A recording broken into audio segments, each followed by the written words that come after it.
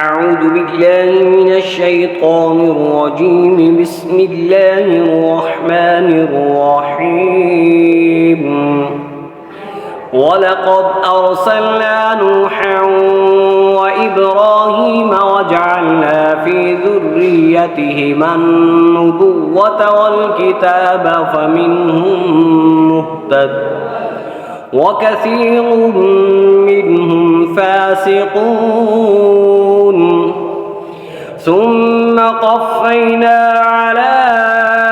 آثارهم برسلنا وقفينا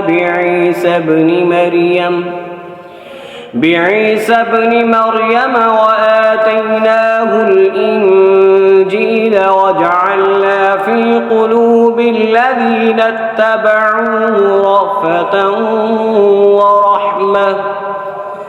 ورهبانية ابتدعوها ما كتبناها عليهم إلا ابتغاء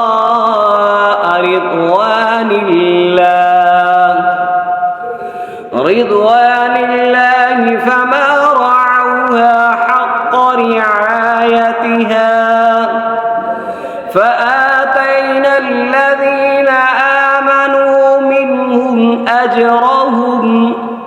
وكثير منهم فاسقون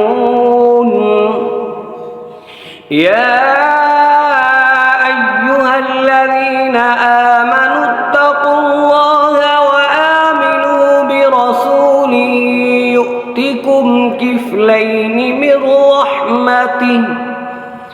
من رحمته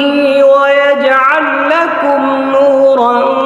تمشون به ويغفر لكم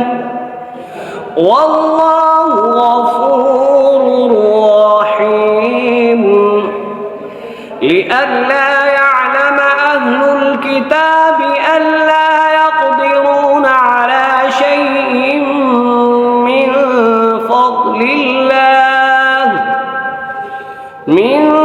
فضل الله وأن الفضل بيد الله يؤتيه من يشاء والله ذو الفضل العظيم